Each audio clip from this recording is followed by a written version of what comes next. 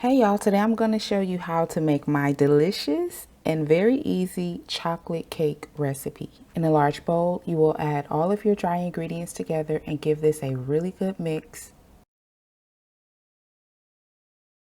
Now in a separate bowl, you're going to add your eggs, buttermilk, canola oil, or you may use vegetable oil, and your pure vanilla extract together and give it a really good mix.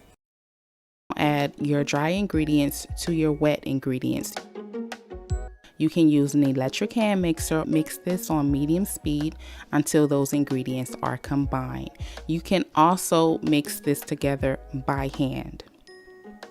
So after you have mixed up your ingredients, make sure that you scrape the sides of the bowl. We want to get all of that mixed in well. Take some hot water and you're going to add this to your batter. This will bring out as much flavor as possible in the cocoa powder. This will also make your cake soft and fluffy, okay?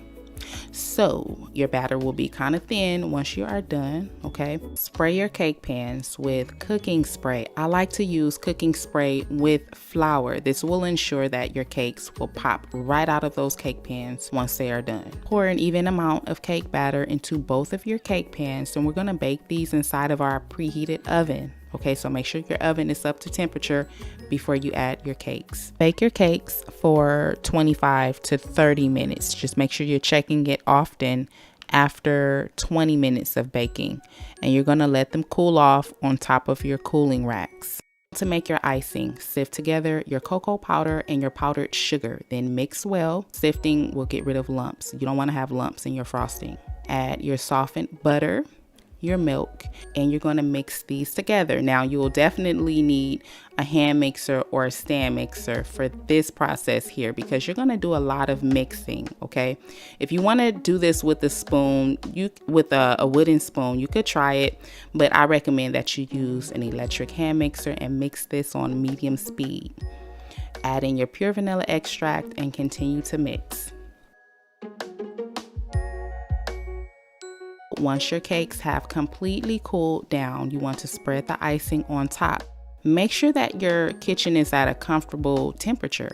Don't frost your cake in a cold kitchen because nothing's worse than trying to spread frosting and your frosting is just hard and cold. So that's why you want to keep these ingredients at room temperature when you are frosting your cake, okay?